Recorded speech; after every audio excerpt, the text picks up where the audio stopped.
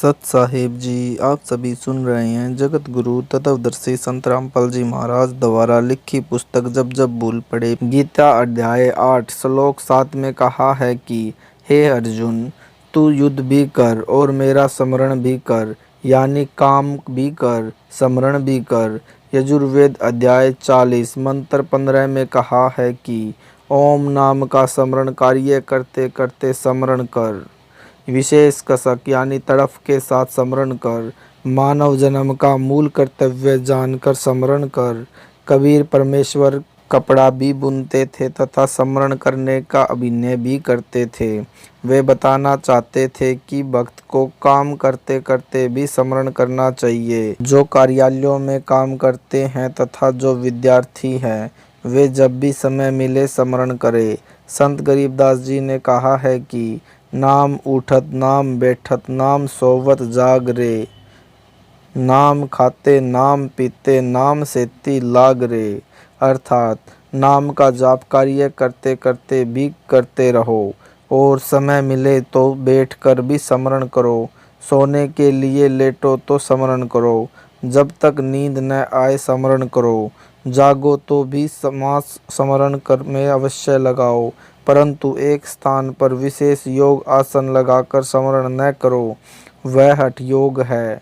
परमेश्वर कबीर जी ने स्वामी रामानंद जी को समझाया, जो योग आसन की मुद्रा में बैठकर हठ योग से ध्यान लगाता था तथा नाम स्मरण किया करता था, उसको कबीर जी ने समझाया कि ज्यों के त्यों ही बैठे रहो, तज आसन सब योग। अर्थात विशेष योग आसन की बजाय जैसे सामान्य तरीके से बैठते हैं वैसे बैठकर स्मरण करो।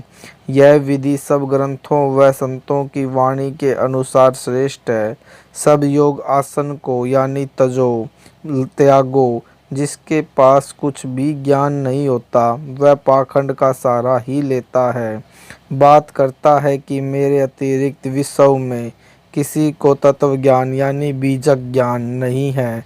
ऐसे पापियों के लिए संत गरीबदास जी ने कहा है कि गरीब बेसों यानी पंथों के लश्कर फिरे, बाणी चोर कठोर, सतलोक धाम न पहुँचेंगे ये 84 के ढोर। गरीब बीजक की बाता कहें बीजक नाही हाथ, पृथ्वी डोबन जन्मे है कह कह मीठी बात। गरीब बीजक की बाता कहें बीजक नाही पास, औरों क्या ज्ञान बतावहीं आप ही जावें निराश। अर्थात परमात्मा कबीर जी की वाणी को सुनकर उसी आधार से अपने को तत्वदर्शी संत बताने वाले वाणियों का गलत अर्थ करने वाले अनेकों पंथों की मुखिया हैं। जैसे यह संजय साकट यानी दिल्ली वाला सत्सुकृत पंथ नाम धरकर झूठा प्रचार कर रहा है। ऐसे मूर्खों की तो यानी लश्कर लंबी लाइन है। ये समझाए से मानते नहीं, कठोर यानी कट्टर बने हैं। ये सतलोक धाम नहीं जा सकते। ये तो 84 लाख प्रकार के प्राणियों की योनि में यानी ढोर पशु बनेंगे। Page number 35। वर्तमान में भी पशु तुल्य हैं जो गलती किए हैं। फिर कहा है कि जैसे यह संजय साकट अपने को तत्वदर्शी संत कहता है और झूठ बोलता है कि मेरे को तत्व ज्ञान है, मूल ज्ञान गुप्त ज्ञान है, रामपाल को भी नहीं है। इसके विषय में कहा है कि बीजक ज्ञान यानी तत्व ज्ञान, मूल ज्ञान, गुप्त ज्ञान होने की बातें करते हैं। बीजक ज्ञान इनके पास नहीं है। ऐसे नकली पंथों वाले गुरु पृथ्वी के मानव को काल के जाल में फंसाने के लिए जन्मे हैं। ये मीठी मीठी बातें बनाकर भोले भक्तों को अपने जाल में फंसा लेते हैं, स्वयं भी नरक में गिरते हैं तथा अनुयायियों को नरक ले जाते हैं। इस प्रकार पृथ्वी डुबो रहे हैं, नाश करने के लिए जन्मे हैं। इनके पास तत्व ज्ञान है ही नहीं, तो औरों को ज्ञान क्या बता रहे हैं। ये स्वयं ही निराश जाएंगे, मानव जन्म अपना भी नष्ट करके नरक में जाएंगे। संजय यानी दिल्ली वाला कहता है कि न तो महेंद्र दास यानी रामपाल दास का भाई भजन स्मरण करता है, न कमेटी के सदस्य, न रामपाल की संगत का कोई भक्त और भक्तमती स्मरण करती है। सब निंदा लड़ाई झगड़ा करते रहते हैं। यह अपने उस ढोंग को मजबूत करने के लिए ऐसी बकवाद करता है जो यह एक कमरे में एक विशेष योग आसन पर बैठकर मूर्ख बनाता है और अपने पीछे लगाए रखना चाहता है। यह तर्क देता है कि स्मरण तो ऐसे होता है जैसे मैं यानी संजय करता हूँ। ऐसा रामपाल की सारी संगत करती नहीं, इसलिए वे स्मरण तो करते नहीं और काम करते हैं। दास यानी रामपाल दास, इसलिए तो इसको अज्ञानी व काल का दूत कहता है कि यह मेरी बताई स्मरण विधि में व अन्य क्रियाओं में दोष निकालता है।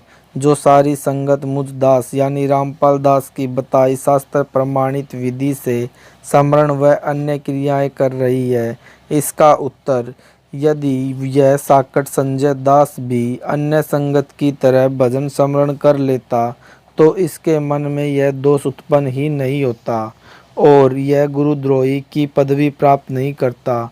अपना कल्याण करवाना ही उद्देश्य रखता, गुरु मर्यादा में चलता, जन्म सफल कर लेता।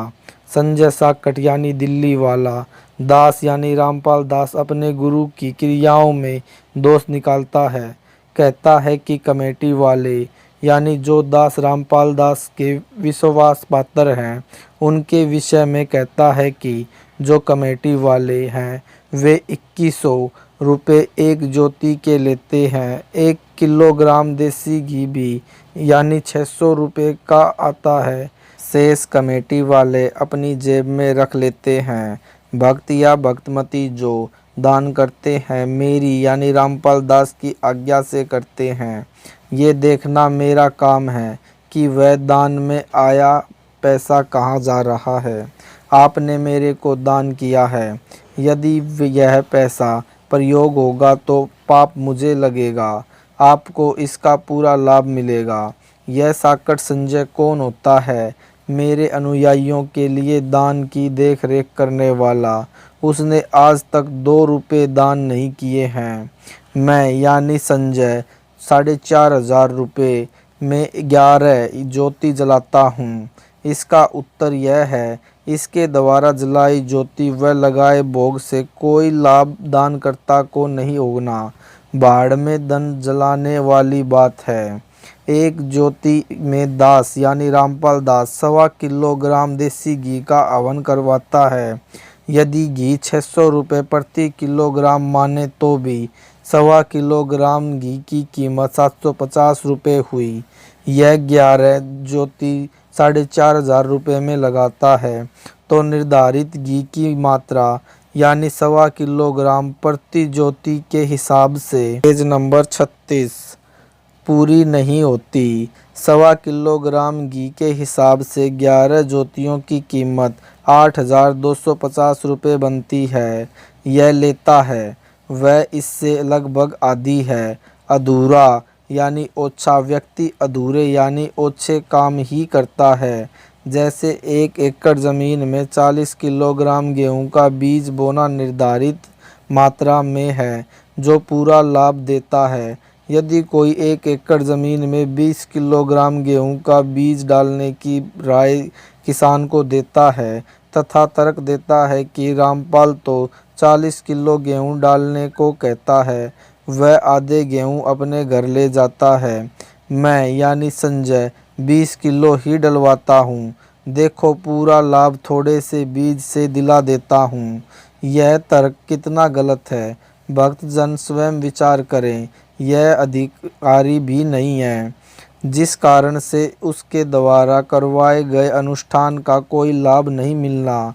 बिना अधिकारी से करवाया गया धार्मिक अनुष्ठान व्यर्थ बताया है।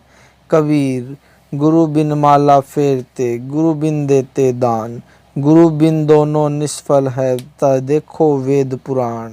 कबीर, गुरु की आज्ञा आवही, गुरु की आज्ञा जाए, कहे कबीर सो संत है, आवागवन नसाए।